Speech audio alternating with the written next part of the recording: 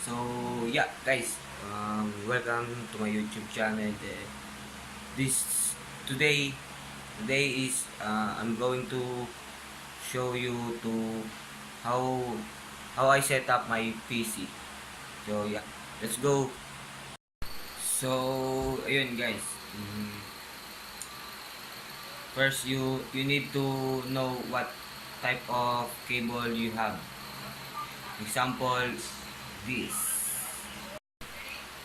or what kind of cable your mouse and keyboard is.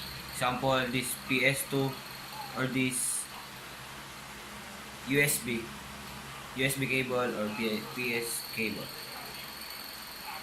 So first thing first, you need to clean your table or the place you placed your PC. So guys, next is plug the power cord in your monitor in back of your system unit. Then next, the VGA cable, which is at the back on your monitor and your system unit. Next is guys, the AVR or AVR.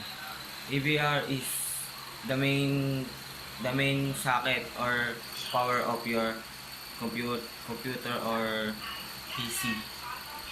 Then next is the mouse and the keyboard. Next is, and then plug in the mouse and the keyboard on the back of the system unit. You need to check what type of cable is. So if USB type cable, you should plug in that port or to PS2 port. So guys, yeah, if you are a streamer or gamer and you have a gadget like another mic and webcam, there's a space at the back of your system unit, and you need some space provided.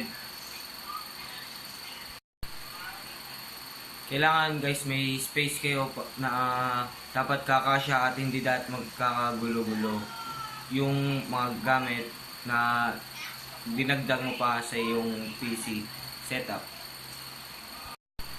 So guys,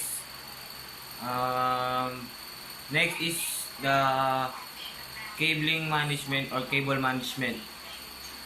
Need ito para ano siya guys, para hindi masyadong magulo, para hindi salabat, para iwas disgrasya na din sa inyong PC.